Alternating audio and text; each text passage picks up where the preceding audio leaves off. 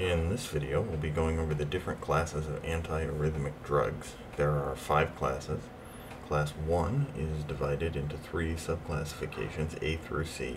Class 1 antiarrhythmics are the sodium channel blockers. They slow the phase 0 upstroke of depolarization. Class 1A drugs slow the upstroke more than 1B drugs and less than 1C drugs because they have the intermediate binding strength of the 3 classes.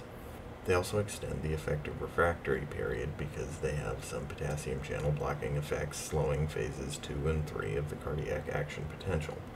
This prolongs repolarization and can precipitate torsades de pointes if an RNT phenomenon occurs. These drugs include quinidine, precainamide, and disopyramide. These drugs treat supraventricular and ventricular arrhythmias.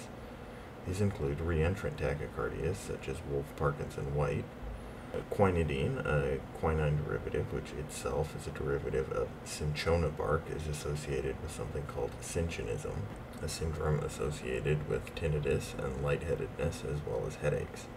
Precainamide is one of the 2 hip-to-get lupus drugs, which include hydralazine, isoniazid, precainamide, and penicillamine because they can cause a drug-induced lupus-like disease. Disopyramide can exacerbate heart failure.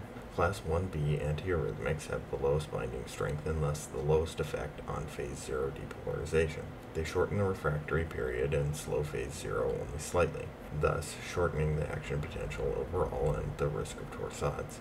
These drugs are ideal for ventricular arrhythmias, and particularly in the setting of MI. These drugs include the IV-only lidocaine, mexiletine, and phenytoin, the anti-epileptic drug. However, with one of the drugs in this class being an anti-epileptic, they do carry the risk of neuro side effects like tremor and paresthesias.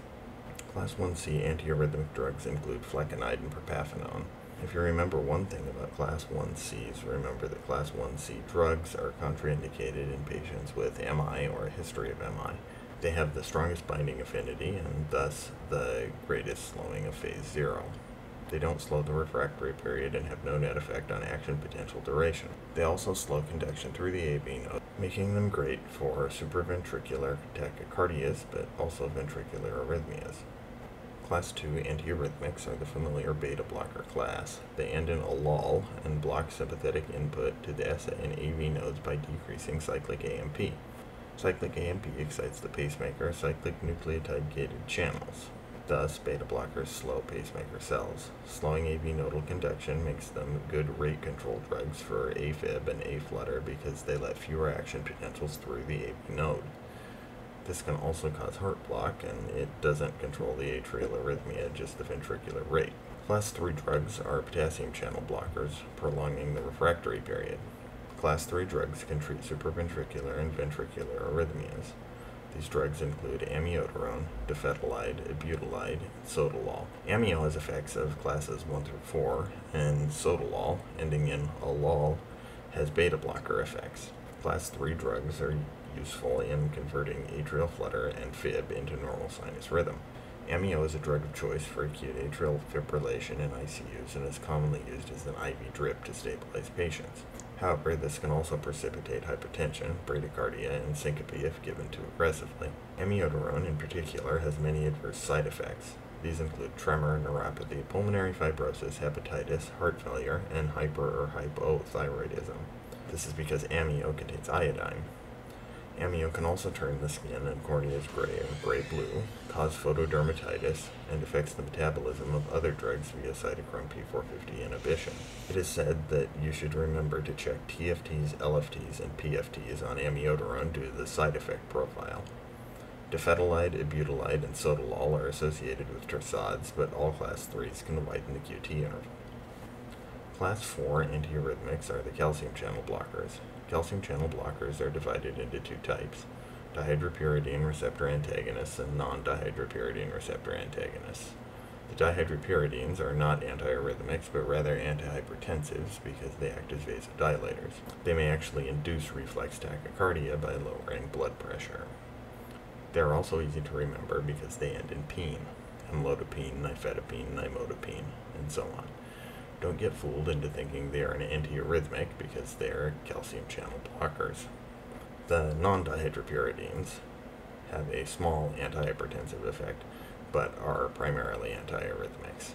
Diltiazem and verapamil block calcium channels in the AV node, making them great antiarrhythmics for supraventricular tachycardias like AFib and flutter.